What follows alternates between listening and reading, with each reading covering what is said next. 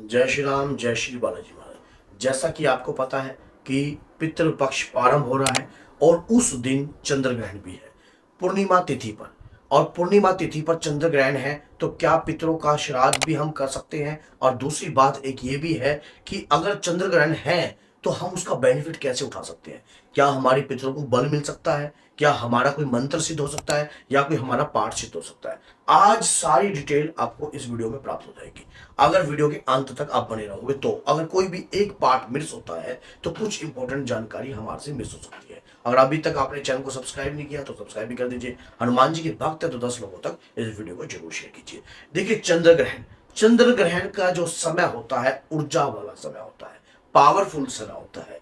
इस समय पर हमें लाभ उठाना चाहिए और खासकर जब जब पितृपक्ष प्रारंभ हो रहा हो। जैसा कि आपको पता है कि भाद्रपद चल रहा है तो इसकी जो पूर्णिमा है, इस पूर्णिमा पर अगर हम कुछ भी कार्य करते हैं इस दिन से जो है पितृपक्ष प्रारंभ हो जाता है और हमारे पितरों का कोई श्राद्ध भी हो सकता है। भूले भटको पितरों को ये बल देने का दिन होता है। और खासकर जब चंद्र ग्रहण आ जाए तो पितरों पर अगर कोई श्राप लगा है, पितृ अगर मलिनता में है या कोई भी आपका मंत्र सिद्ध नहीं हुआ है तो इस दिन ये आप सिद्ध कर सकते हो। चंद्र ग्रहण का समय क्या है, क्या अवधि है? 7 तारीख को चंद्र ग्रहण है। 9:58 पर ये चंद्र ग्रहण जो है लगेगा और जो इसकी अवधि है तकरीबन 1 बजे के करीब जो है ये पूर्ण होगा। 3 घंटे 28 मिनट के करीब ये चंद्र ग्रहण जो है रहेगा। अब इस समय पर हमें बेनिफिट कैसे उठाना है? अब उस वक्त श्राद्ध का समय है, आपके पितरों का समय है और देव पितर की कृपा प्राप्त होती है। और अगर आपके पितरों को बल मिलना होगा तो ही आप इस वीडियो के एंड तक बने रहोगे, नहीं तो आप इस वीडियो को स्किप कर चले जाओगे। क्योंकि इसमें जो बात है उन्हीं को प्राप्त होती है जिनके पितरों को वाकई में बल मिलना तय लिखा है। आज जैसे आपको पता है कि चंद्र ग्रहण के अंदर कोई भी पाठ पूजा की जाती है तो उससे बल उत्पन्न होता है और वो पाठ आपका सिद्ध भी हो सकता है। अगर हम अपने पितरों के लिए इस चंद्र ग्रहण पर हम कोई एक पाठ करें तो उससे हमारे पितरों की मलिनता एक ही क्षण में खत्म हो सकती है। पितरों पे लगा श्राप एक ही क्षण में खत्म हो सकता है। पितरों पे लगी कोई भी क्रिया एक ही क्षण में जो है खत्म हो सकती है। मान लीजिए पितृ बंधन में कर रखे हैं, पितृ किसी तंत्र के तहत बंधन ग्रस्त करके गिरे हैं या किसी भी कारणवश अगर पितृ मलिनता में घूम रहे हैं तो एक इस वक्त ये कार्य करने से पितृ बंधन से मुक्त हो सकते हैं। कौन सा ऐसा कार्य करना चाहिए? जब चंद्र ग्रहण पड़ रहा हो तो सुंदरकांड का पाठ आप कर सकते हो। सुंदरकांड का पाठ हनुमान जी को अति प्रिय है और ये पाठ आपका सिद्ध हो सकता है चंद्र ग्रहण के वक्त करें। क्योंकि एक व्यक्ति को सुंदरकांड करने में 2.5 घंटे लग जाते हैं तो 2.5 घंटे के अनुसार भी आप पाठ कर सकते हो। नहीं तो आप जो है चंद्र ग्रहण के समय हनुमान चालीसा के 108 पाठ भी कर सकते हो, 100 पाठ भी कर सकते हो। उसके दौरान आप एक मंत्र का जाप कर कर माला का जाप भी कर सकते हो रुद्राक्ष की माला से। कौन सा मंत्र? जैसे मंत्र है ओम नमो भगवते वासुदेवाय नमः, इस मंत्र का जाप कर सकते हो अपने पितरों के लिए। ओम हम हनुमते नमः, इस मंत्र का जाप कर सकते हो हनुमान जी को ध्यान कर कर। जो भी आपके इष्ट है अपने इष्ट का बहुमूल्य मंत्र का जाप जो है करना चाहिए। माना जाता है ये जो समय होता है भाग्यवान बना देता है आदमी को। आपके हाथ में अगर भाग्य रेखा नहीं है तो भाग्य रेखा क्रिएट हो जाएगी। चंद्रमा अगर आपका कुंडली में लूज है या चंद्रमा कहीं ना कहीं आपके कुंडली में चंद्र ग्रहण युक्त कर बैठा है तो उससे भी आप मुक्त हो जाओगे। चंद्र ग्रहण के समय पर कुछ कार्य ऐसे करने हैं, नोट कर लीजिए क्या क्या आपको सामान लेना है। और चंद्र ग्रहण में जैसा कि आपको पता है कि उस वक्त मंदिर में बैठकर पूजा नहीं होती, घर के लॉबी में बैठकर आप पूजा कर सकते हो। गर्भवती स्त्री को कोई कैंची सुई धागा इस प्रकार का कार्य नहीं करना चाहिए, बैठकर अपनी पूजा भक्ति भाव का ही ध्यान करना चाहिए।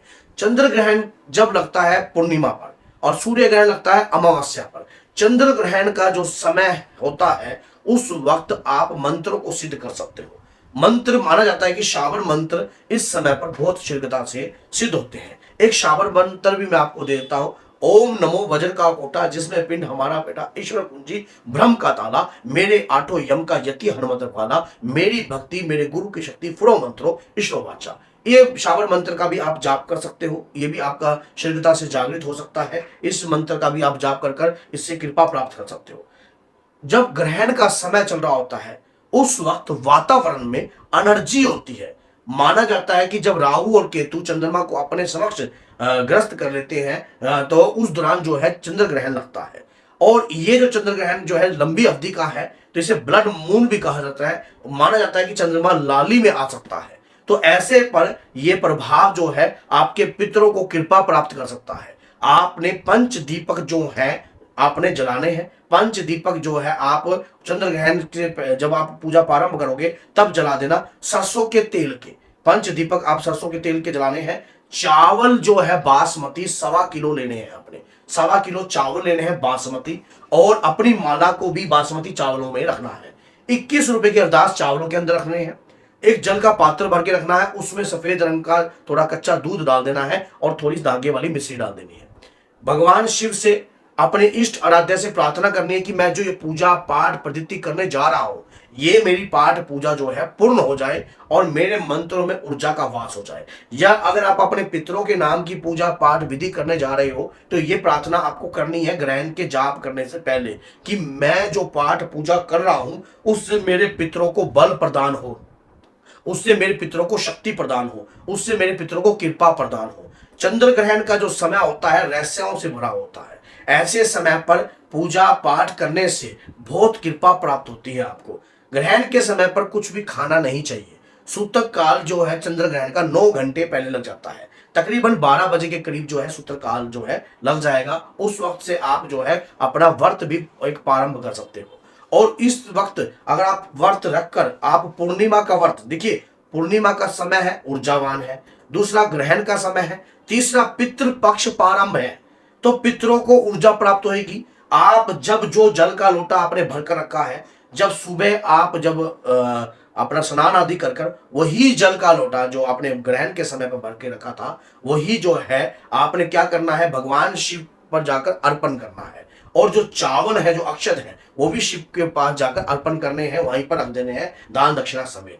कोई भी पात्र अगर आप रख रहे हो तो वो पात्र भी वहीं छोड़ देना है, पात्र वापस नहीं लेके आना है। अपने पितरों के नाम का खुशबूदार बासमती चावल, ये माना जाता है ग्रहण के तुरंत बाद जो है दान दक्षिणा होनी चाहिए, तभी ग्रहण का पूर्ण फल आपको प्राप्त होता है। तो अगर आप ग्रहण चल रहा है और उस वक्त ऐसा कार्य कर रहे हो तो पितरों को शक्ति मिलेगी, पितरों को ऊर्जा मिलेगी। जितने मंत्र की माला के जाप आप कर सकते हो, ये समय हाथ से मत जाने देना। ये समय किस्मत वाले को प्राप्त होते हैं।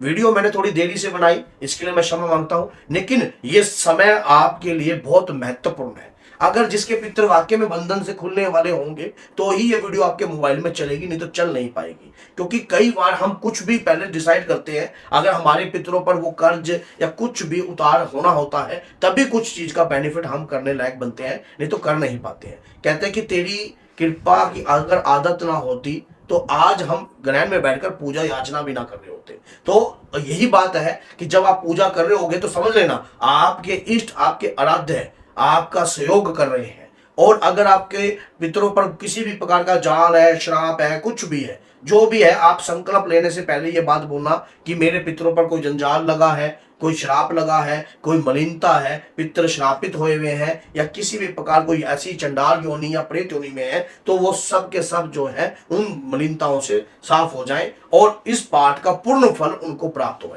आपकी पीढ़ी के पितरों को। तो ग्रहण के समय पर इस प्रकार का अगर आप संकल्प लेकर कार्य करते हो तो आपके पितरों को बल मिलेगा।